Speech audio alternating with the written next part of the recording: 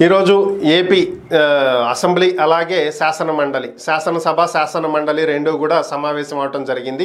అయితే ఈ సమావేశాల్లో శాసన మండలిలో వైసీపీకి బాగా ఎక్కువగా ఎమ్మెల్సీలు ఉన్నటువంటి నేపథ్యంలో, అంటే వారికి అక్కడ ప్రతిపక్ష నేతగా హోదా ఇవ్వాల్సినటువంటి పరిస్థితి.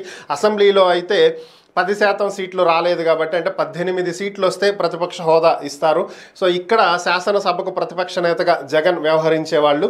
అయితే శాసన మండలిలో ఎమ్మెల్సీలు ఉంటారు కాబట్టి, శాసన మండలిలో వారికి కావాల్సినటువంటి సీట్లు ఉన్నాయి కాబట్టి వారికి ప్రతిపక్ష హోదా ఇవ్వాల్సినటువంటి పరిస్థితి.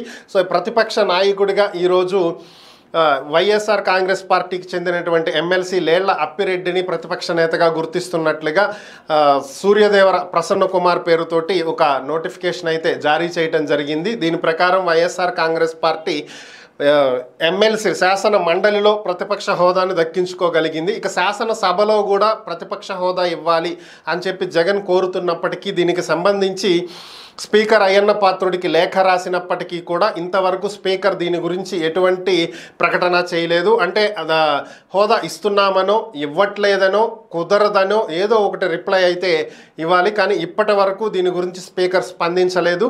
మరి భవిష్యత్తులో ఏమైనా దీని గురించి స్పందించేమైనా ఆయన నిర్ణయాన్ని ఏమైనా వెల్లడిస్తారా అనేది చూడాలి.